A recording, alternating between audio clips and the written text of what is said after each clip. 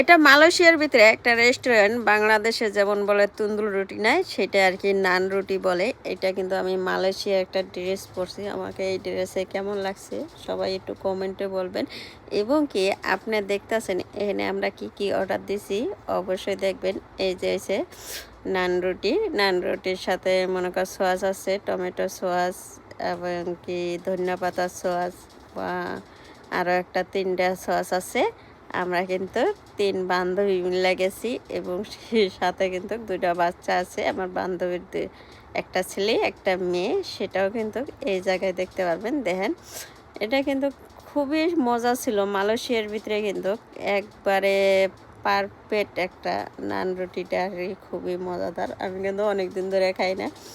এবার আমার বান্ধবীর কাছে মালাই ওরে কই যে আমি নান রুটি খামো, নগদ যেটা বানাই দিব সেটা খামো, আমি কিন্তু মানে যেটা আর কি প্যাকেটের ভিতরে থাকে সেটা আমি খাবো না। তাহলে ঠিক আছে, তাহলে চলো।